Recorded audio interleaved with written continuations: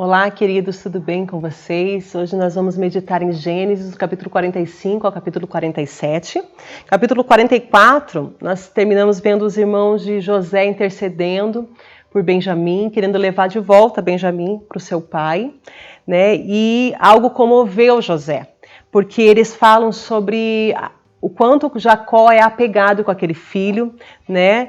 E o quanto ele vai morrer de tristeza se o filho não voltar com eles.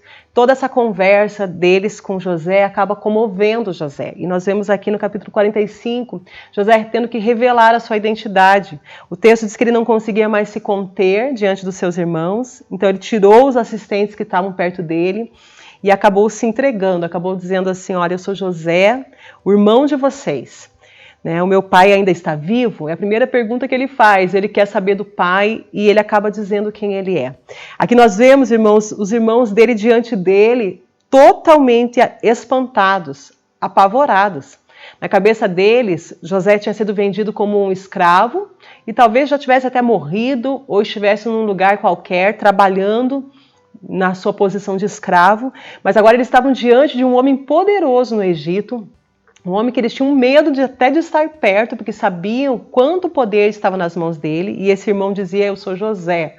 Tem essa situação, eu sou aquele rapaz que vocês jogaram, que vocês venderam como escravos, e agora eles estavam desesperados, espantados diante do seu irmão, porque não sabiam como José ia tratar eles agora. Estando nessa posição elevada, José poderia mandar matá-los, José poderia mandar prendê-los, José poderia fazer qualquer coisa para se vingar daquilo que eles tinham feito com ele anos atrás. Mas quando ele chega mais perto, ele diz assim: eu sou o irmão mais novo que vocês venderam como escravo, mas não fiquem aflitos ou furiosos. Olha o que José diz para eles, irmãos. Não fiquem aflitos, furiosos uns com os outros por terem me vendido.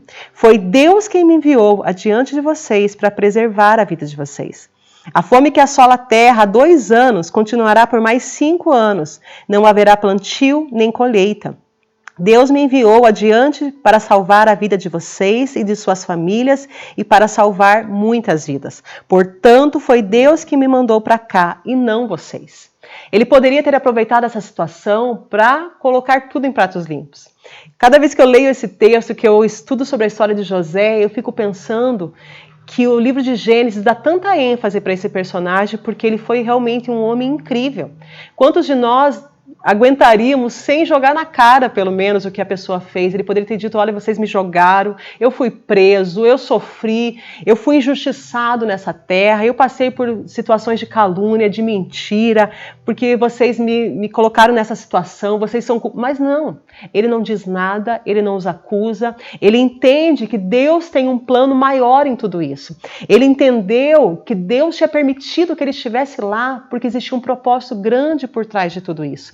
Não era simplesmente mas era uma nação. Não era simplesmente uma pessoa, mas eram muitas pessoas que estavam sendo beneficiadas pela sua posição no Egito. E se ele não tivesse sido vendido como escravo, ele não estaria nessa posição. Ele não seria quem ele era naquele momento, não poderia preservar a vida de tantas pessoas como ele estava preservando. Então José entende claramente o plano de Deus, o propósito de Deus. Por isso ele não acusa os seus irmãos. E aqui a gente entende que quando um homem de Deus, uma mulher de Deus, tem noção, tem consciência de quem Deus é, ele sabe que todas as coisas cooperam para o seu bem. Mesmo situações ruins, mesmo situações que num primeiro momento a gente não entende. Eu creio que José, quando ele foi vendido, tão jovem, tão inocente, cuidado o tempo todo perto do pai, um adolescente tão sincero, tão querido, cuidado ali como se fosse um presente de Deus para aquele pai. Agora ele estava como escravo, ele com certeza passou por uma situação de muito medo, de muita insegurança, depois na prisão, sem saber o que aconteceria com ele. Ele viu pessoas que passaram pela prisão e que morreram. Ele poderia também ter sido sentenciado à morte pela acusação que fizeram a ele, mas ele entendeu que todo esse processo foi necessário na vida dele para que hoje ele pudesse, naquele momento ele pudesse estar na posição que ele estava. Muitas coisas que passam na nossa vida, muitos momentos que a gente vive, às vezes até de dificuldade, momentos que a gente não entende por que Deus permite, eu não merecia passar por isso, muitas vezes esses momentos nos levarão à posição que Deus tem para nós, ao lugar que Deus tem para nós. Se não fossem os desertos, talvez não chegaríamos às terras prometidas. Se não fossem os momentos de dificuldade, de escassez, talvez a gente não soubesse valorizar os momentos que Deus vai nos honrar. Então José entende isso. Ele fala assim, ó, vocês estão aqui, vocês podem comprovar com os olhos de vocês. E agora vocês podem contar para o meu pai a posição de honra que eu ocupo, vocês podem trazer ele para cá o mais rápido possível. E José os abraça afetuosamente, chora com eles, beija os seus irmãos, né? E deixa eles conversarem com ele por um tempo ali. A notícia chega até Faraó, né? Provavelmente eles falaram tão alto que alguns já foram contar para Faraó, e a notícia chega a ele que os irmãos de José estão ali. Faraó fica feliz, e diz assim, olha, vocês podem buscar o irmão de vocês, o pai de vocês, perdão. O irmão não. Vocês podem buscar o pai de vocês, vocês podem buscar as mulheres, vocês podem buscar tudo que está lá em Canaã, vocês podem levar carruagens para trazer e vocês vão ter uma terra bem privilegiada aqui, vocês vão ter um lugar para vocês viverem no melhor do Egito, porque José tem trabalhado por esse lugar, José tem feito a parte dele, então ele permite que os irmãos de José voltem para buscar Jacó. E Jacó, quando recebe seus filhos vivos, ainda tem uma notícia, José também está vivo. Nós encontramos José, ele é governador da terra do Egito. Pense o coração desse homem que por 13 anos acreditou que seu filho amado tinha morrido. O texto diz que na hora ele não podia acreditar, mas em seguida ele se encheu de ânimo. Ele voltou a se animar e ele exclamou, meu filho está vivo, agora eu posso vê-lo antes de morrer. Jacó se alegra com aquilo ali e Deus coloca ânimo nele, fala assim para ele, pode descer para a terra do Egito, eu estou preparando para vocês um lugar, eu estou preparando para vocês um tempo ali, eu estarei com vocês ali no Egito, né? Deus manda ele descer com toda a sua família, e o texto fala que começa a citar o nome dos descendentes de cada um dos seus filhos, somando um total, contando com os filhos de José, de 70 pessoas. A família de Jacó agora eram 70 pessoas que estavam vivendo na terra do Egito.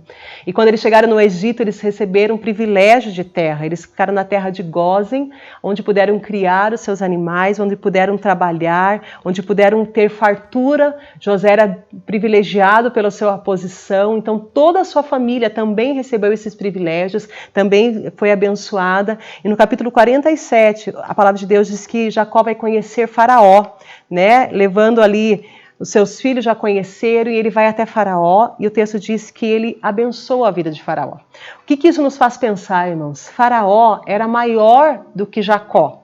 Se nós formos olhar humanamente, Faraó era dono de tudo aquilo que tinha no Egito, ele estava abençoando a vida de Jacó, ele que estava abençoando a família de Jacó, mas aqui nós vemos Jacó abençoando a vida de Faraó, porque Jacó tinha uma bênção, tinha algo que Faraó não tinha. Então Jacó declara bênção sobre a vida de Faraó por tudo aquilo que Faraó tem feito ao seu filho e agora toda a sua descendência.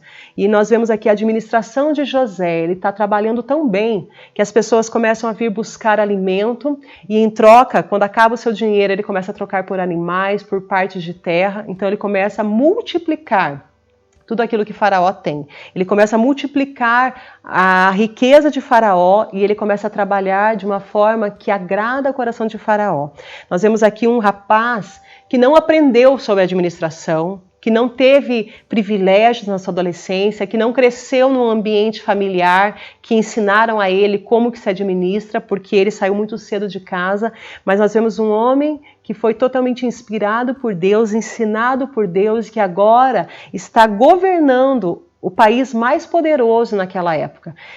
Enquanto a fome estava chegando a tantos lugares, o Egito estava prosperando, estava enriquecendo, por conta da administração de um homem inspirado e ensinado por Deus. Deus abençoe a sua vida. Até a próxima.